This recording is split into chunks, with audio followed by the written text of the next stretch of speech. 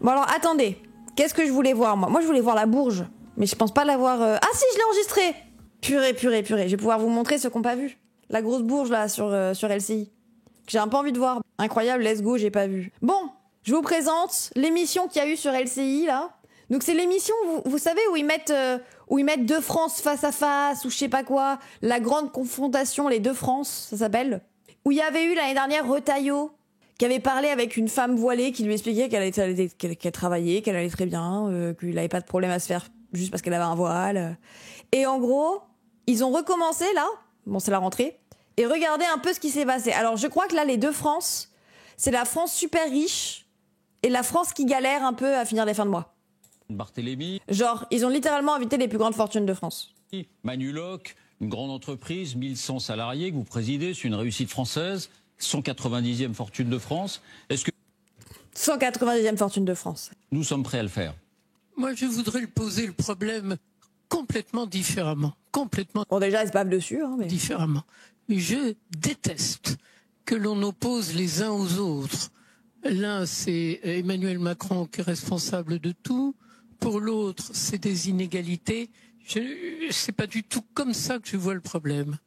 Notre pays vit au-dessus de ses moyens, c'est-à-dire qu'il dépense beaucoup plus qu'il ne crée de richesse. Donc la première des choses à faire, c'est déjà de dépenser moins. Ce que nous essayons de récupérer maintenant, c'est 47 milliards d'euros. 47 milliards d'euros sur des dépenses de l'État de 2000 milliards d'euros. 2,21% des dépenses de l'État. Qui n'est pas capable de faire 2, Alors, comment on fait ? On taxe les riches pour faire en sorte de ne pas avoir de déficit et juste pas besoin de toucher sur les ressources et le fait que les riches ne soient déjà pas taxés par rapport à nous ? Est-ce qu'on lui demande à elle de payer au moins autant d'impôts que nous en pourcentage ? Est-ce qu'on taxe sa fortune ? Est-ce qu'on taxe tout le thune qu'elle se fait sur le dos des travailleurs ? Ils n'ont jamais appris à prononcer le mot milliard, les bourgeois. Ils se reconnaissent comme ça, ça se trouve. Qu'est-ce qu'on fait ? 21% d'économie. C'est démentiel. C'est un faux débat. C'est absolument débile. Mais des économies sur quoi ? Parce que quand on dit des économies, tout le monde est d'accord. Sur quoi ? Est-ce qu'on arrête, elle, de lui payer sa retraite ou... Et quand on dit qui doit contribuer, c'est là que ça se gâte. 21%. Dans toutes ces sommes, 500 milliards, c'est de la redistribution à chacun des Français. Et moi, je trouverais très joli que chacun des Français dise « Je m'engage à faire non pas 2,21, mais 5% d'économie. » Alors, Comment, madame ? Moi, je m'engage à ce qu'on fasse pas d'économie, mais qu'on puisse souvenir à tous à nos besoins, la sécurité sociale, même une petite sécurité du logement, etc., en te demandant de payer tes impôts comme tout le monde. Français. Parce que... Qu'on cotise, hein. Tous, individuellement, qui sommes bénéficiaires de ces 500 milliards de redistribution. Alors, des idées qui me sont venues, allez, au lieu de prendre un VSL, je me fais accompagner par mon fils à l'hôpital. Au lieu de prendre une semaine de maladie un peu confortable, je n'en prends pas. Hein ? Votre semaine de maladie un peu confortable, là ? Au lieu de faire un peu durer mon chômage, je reprends mon boulot un peu plus vite. Hein ? Les chômeurs, là ? Au lieu d'embaucher un salarié dans une mairie ou de remplacer un salarié qui s'en va, je ne remplace pas. Et ainsi de suite. 1000 exemples. Te taxer. Un exemple. J'aimerais, si j'en avais le pouvoir, ce que ça serait beau, que chacun des Français dise « Moi, je m'engage à faire... » En fait, vous avez vu comment leur rhétorique, elle est ? C'est vraiment ne pas faire en sorte de pouvoir dépenser tout l'argent qu'on dépense. C'est faire en sorte de pallier au fait qu'on doit moins dépenser parce qu'on a moins de ressources. Elle ne veut pas chercher de nouvelles ressources. C'est en mode, on n'a pas besoin d'argent, de trouver où est notre argent pour pouvoir aider tout le monde. Non, on a besoin d'arrêter d'aider les gens, d'arrêter d'embaucher dans les mairies pour qu'on n'ait pas à la taxer. Ils veulent vraiment le 17 septembre, on crame tout. 5% d'économie sur ce que je touche. Tout le monde peut le faire, puisque chacun, on le... Elle veut bien faire 5%, elle? Madame, on peut vous taxer 5%? Est-ce qu'on peut vous taxer 5%? Est-ce qu'on peut vous taxer 5%, du coup, vous aussi? Sur ce que je touche. Tout le monde peut le faire, puisque chacun, on le sait maintenant, épargne beaucoup dans ce moment d'inquiétude. Donc chacun en ce moment se serre la ceinture en épargnant. On est tous capables, l'État, les collectivités, l'hôpital, puis chacun d'entre nous, on est capable de les gagner, ces 47 milliards et bien plus. Alors, demandons à Josiane. Ça va, vous? Moi, si je donne 5%, je serais morte car j'ai besoin de prise en charge médicale. Si je donne 5, je suis à la rue. Bah oui, Elle, ça se voit, l'héritage, c'est une préoccupation à l'échelle du mois. Elle se serre la ceinture parce qu'on n'a pas une thune. Bah, c'est ça. C'est ça. 5% sur l'hôpital, elle a dit. Non, elle a dit qu'il faut que vous fassiez un effort d'au moins 5% dans votre vie. Vous arrêtiez de prendre des arrêts maladie, que vous arrêtiez tout ça, quoi. Tu arrêtes de la dame à lunettes. J'ai envie de voir, oui, c'est vrai qu'elle la valide. Attendez, on va essayer de trouver le truc. J'imagine que ça a été mis sur BFM. De France. Face à face. 1 an, 1 jour. Comme on dit, et vous êtes un des visages du mouvement Bloquons tout qui... Bof, je ressens pas à ça, moi.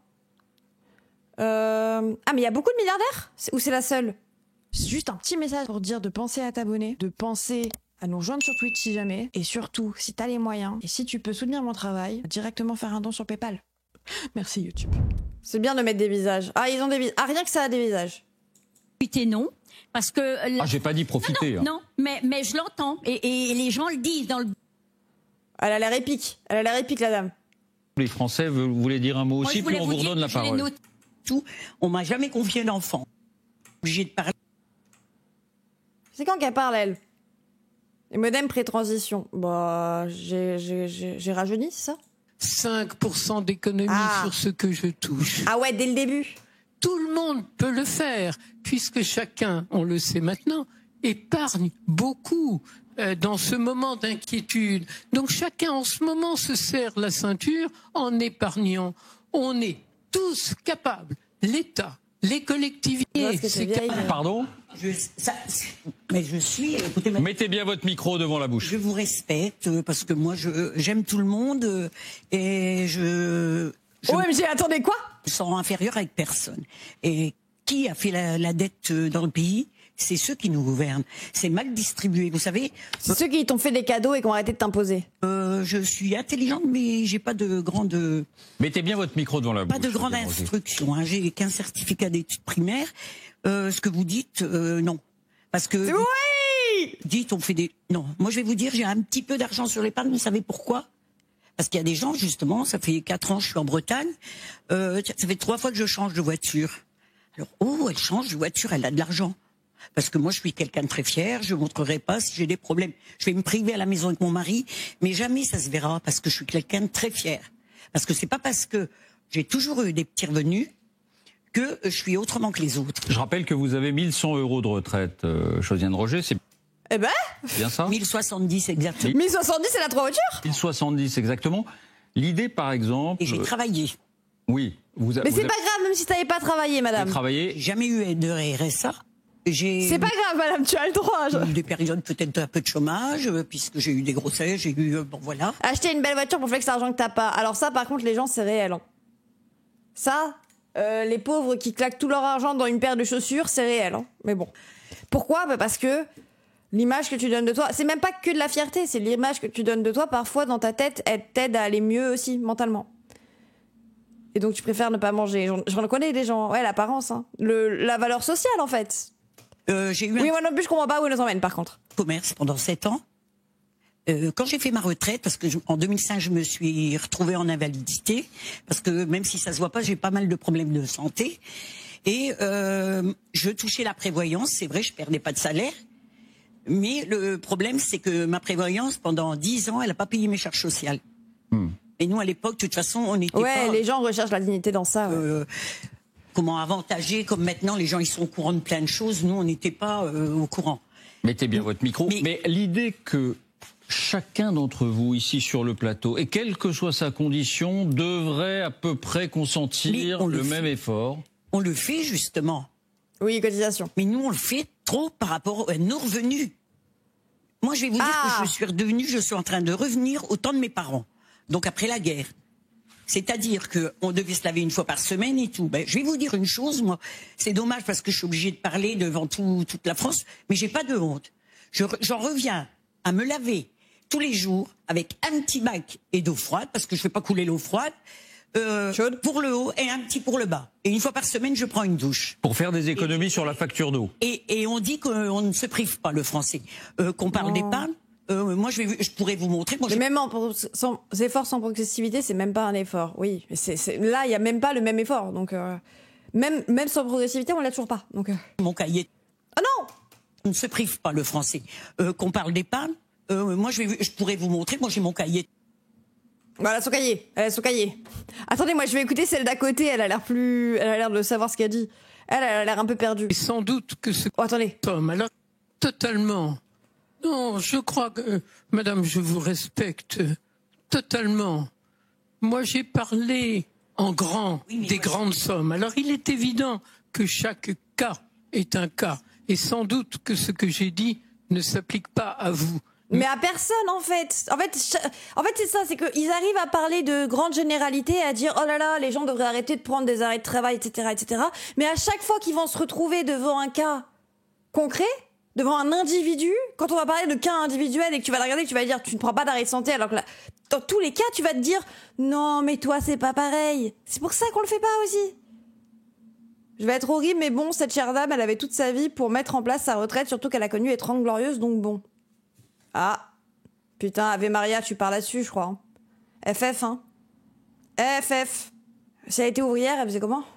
Enfin, genre vraiment, vous parlez de réalité que vous connaissez pas. Hein. Moi, ma grand-mère, qui doit avoir ce type de retraite, c'est-à-dire ce truc de retraite, c'est mon grand-père qui a construit la maison, après être revenu de la guerre, et elle vit sur la pension d'invalidité de elle a vécu sur la pension de retraité de guerre de mon grand-père.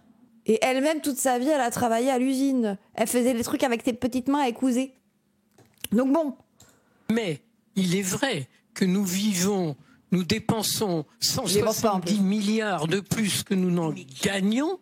Et cet argent sert très principalement à la redistribution. Et donc, peut-être, à qui alors? Moi, voilà. J'ai jamais eu de chèque électricité, j'ai jamais rien eu. J'ai pas le mais droit. elle a sa retraite, elle avait un café. Moi, je veux savoir combien elle a vendu son rad. Mais les gens, vraiment, sortez de votre monde de bisounours. Imagine, elle avait un café en Creuse. Tu crois vraiment qu'elle a vendu son café des milliers des cents?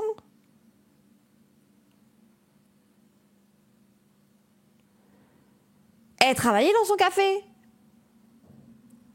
Oui, bref. C'est toujours la faute des plus petits, c'est pas la faute de celle en face, là, genre, bref. D'APL, j'ai rien de droit, et pourtant on a une petite retraite. C'est la grande difficulté. Il faut cesser. Grande difficulté. Voilà. Vous faites une généralité. Chacun son tour, s'il vous plaît. Catherine Barthélémy. Alors, Thomas, vous souhaitez réagir là-dessus. Je rappelle que vous êtes salarié, mais que vous êtes cadre supérieur dans un grand groupe de luxe. Et vous dites, nous, on paye déjà tellement d'impôts qu'on a déjà l'impression de contribuer à soutenir tout le monde. Exactement. Outre mon cas personnel, évidemment, je respecte évidemment vos témoignages et qui sont très touchants. J'entends souvent dire, notamment la génération avant la mienne, c'est que les gouvernements, l'État est responsable, mais ces gens-là ont été élus. Ces gens-là ont été élus. Ah ben oui, et les gens ont voté en âme et conscience. Il y a des contre, hein. Je permets quand même de remettre un peu. Ben oui, et les gens votent littéralement sans être influencés par des médias possédés par des milliardaires. Bah oui, c'est pas du tout la faute du coup des milliardaires. L'église au milieu. Genre, il y a vraiment littéralement des gens qui poussent leurs idéologies à la télé dans tout le discours médiatique, mais c'est la faute des individus eux-mêmes qui regardent ce qu'on leur montre. Du village, c'est que aujourd'hui, en tout cas ma génération n'a pas. Oui bon. Oh ta génération, ouin. Lui il est basé lui. En plus, il est beau gosse. Quand on vous entendez qu'il y a des efforts de productivité. Un fonctionnaire, les gens. Attendez, moi, je voulais voir l'autre meuf à lunettes. Elle, là. J'ai 6 petits-enfants. Dans le tableau, il figure. Oh, elle a l'air basée. Elle a l'air tellement gentille. Vous rappelez que le travail... D'une certaine manière, ce que vous disiez, et je ne sais pas si quelqu'un veut répondre là-dessus, je vous voyais... 1 000 € de dépenses, 205 de santé, 262 de retraite, services généraux, 51 transports urbains. Mais oui, mais en fait, ce que comprennent pas ces gens, enlève les 205 € de santé sur tes 1000 € de dépenses, tes 205 € que tu payes en imposition sur la santé, tu devras payer tes médicaments et ton assurance privée. Donc on est beaucoup plus que 205 €. On vous voit qui arrive car on n'a pas le choix, on n'a pas mangé 15 jours. Bah oui, et en plus ça va niquer l'économie. Non mais que ce soit les 205 € de santé, la retraite, bah normalement t'en profites aussi, hein, si on n'était pas en train de nous casser le truc pour faire moins payer les autres. Services généraux, oui effectivement, je profite de la rue, je paye pas à chaque fois que je veux utiliser une rue. Transport urbanisme, vous payez moins cher le bus et le truc. Alors moi il y en a pas ici donc bon. Soutien économie, ça on peut l'enlever si vous voulez. 97 € d'éducation. Oui, bah t'es pas obligé de payer l'école de ton gosse, quoi. Oui, défense, on se bat pas avec des milices privées. Oui, bref. Un peu. Qui a 1000 € de dépenses? Bah, c'est pour 1000 € de dépenses. Personne n'a 1000 €, mais même, en fait, je suis d'accord pour payer un service de santé si ça m'évite d'avoir. En fait, on fait des économies, hein, dans cette histoire. C'est pas les dépenses de l'État, ça? Bah, il me semble pas, hein. C'est ce que tu te fais imposer, c'est où partent 1000 € d'imposition. Les retraites de 1000 €. Les retraites, quand on pense à l'argent, et je voudrais, et là je m'adresse à Enora Le Merdier en régie qui est avec nous, qui va nous montrer ce tableau. 1000 € de dépenses chaque année, où vont ces 1000 €? Les retraites, quand on dit les retraites, on ne parle évidemment pas de l'ensemble des retraites, on parle de ce que l'État est obligé de compenser pour maintenir le niveau des retraites. Donc c'est plus d'un quart. Il n'y a pas de légende sur leur tableau de compte, mais oui. On reparle de la dépense publique. On a préparé un petit graphique qui nous indique pour 1000 € de dépenses publiques où va l'argent. Ah ok, c'est l'argent que met l'État. Il met beaucoup plus dans la santé et dans les retraites. Bah tant mieux. Non?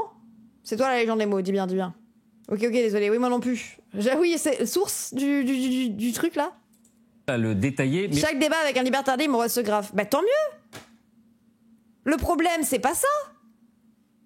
Le but, c'est de dire que c'est trop. Bah non.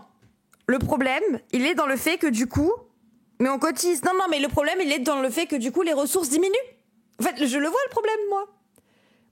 En fait, si genre, effectivement, si l'État a que 1000 balles, elle va mettre que ça d'ailleurs. Sauf que, en fait, si on fait de plus en plus de cadeaux fiscaux aux entreprises et aux ultra-riches, qu'on supprime l'ISF et qu'on supprime tout l'argent, on s'endort sur 14 milliards d'euros par an. En un an, Macron, il a fait tellement de niches fiscales que la première année, il a réussi à supprimer 14 milliards d'euros par an de ressources en détaxant, en créant des niches fiscales sur les multimilliardaires. Le problème est de dire que l'argent est mal investi.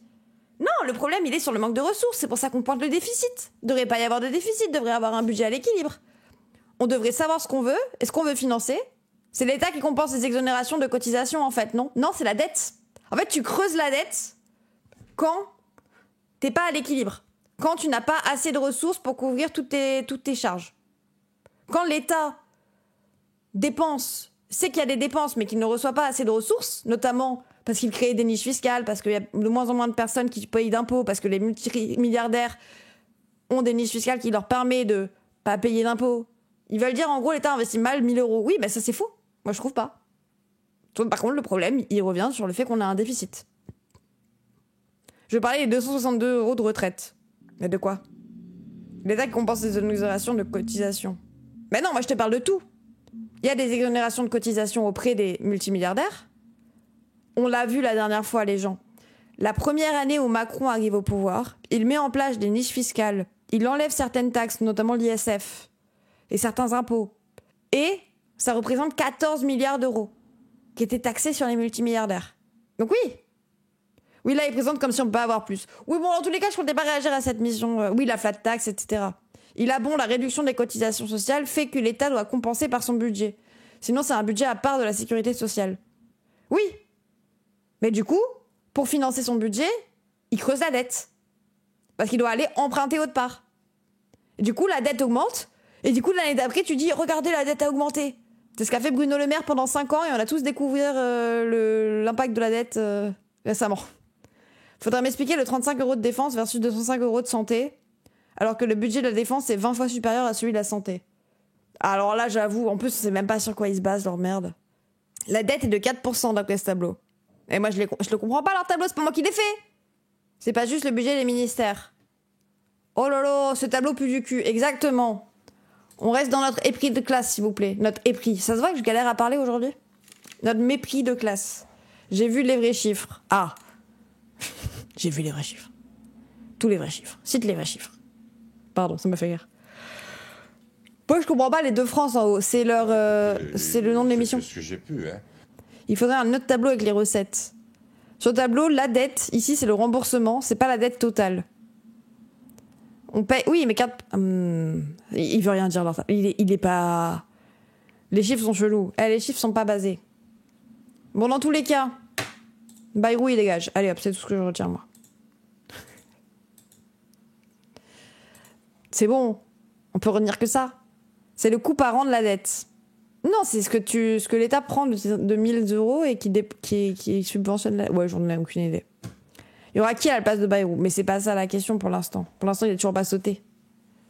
Oublie pas Macron. Macron, il va peut-être sauter. Attendez, parce qu'en vrai,